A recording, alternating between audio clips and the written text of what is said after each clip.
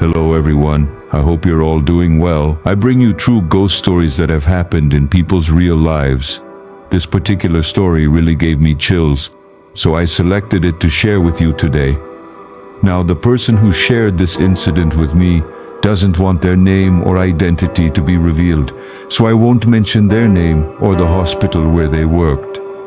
That day, the hospital was almost empty. There were hardly any patients around. The place was unusually quiet. There was a hostel just behind the hospital, and the easiest way to reach it was through a narrow alley connected to the hospital building.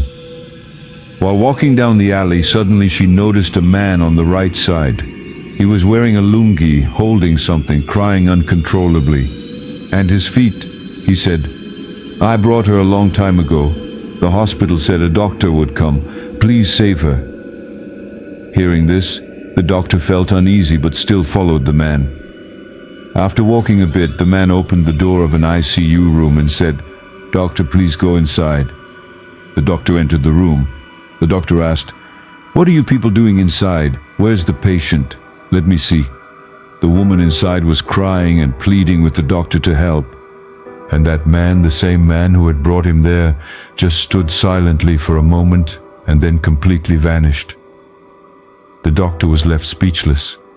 Up until now, everything seemed somewhat normal, but the story doesn't end here. This is actually where it begins. Days passed, and the doctor almost forgot about the incident, but then something shocking happened. About 15 days later, the hospital was very crowded, and the doctor was working the day shift. While pushing through the crowd, the doctor suddenly came face to face with someone. At that moment, he froze. It was that same man, the one who had led him to the ICU room, the one who had vanished. The doctor immediately decided not to return to the hostel that night. He was too scared to be alone there. So he left the hospital. He hired a rickshaw and kept thinking about the strange events. Suddenly, the rickshaw puller turned to him and said, "Doctor, this time you must help. You've refused twice already." Hearing that, the doctor looked at the rickshaw puller's face and was shocked. Before he could say anything, the rickshaw driver gave him a strange look and vanished, taking the rickshaw along. The doctor ran like a madman. He messaged a friend who was on duty at the time.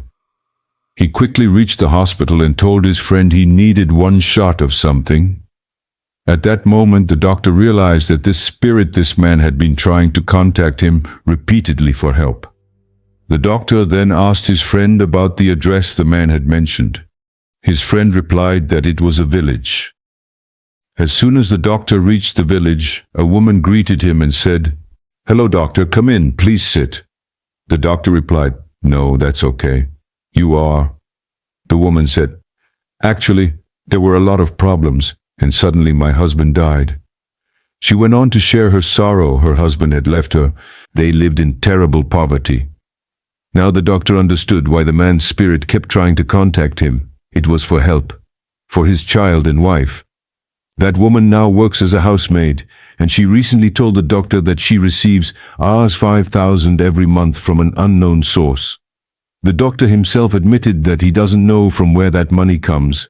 Rs 5,000 just appears every month, like magic. So how much of this story is true or false, I'll leave that to you to decide. But the story did deeply touch me. A father, thinking only about his little child, continued to fulfill his duties even after death. This is a strange tale. It's not just a ghost story, but one filled with a father's deep emotion for his child.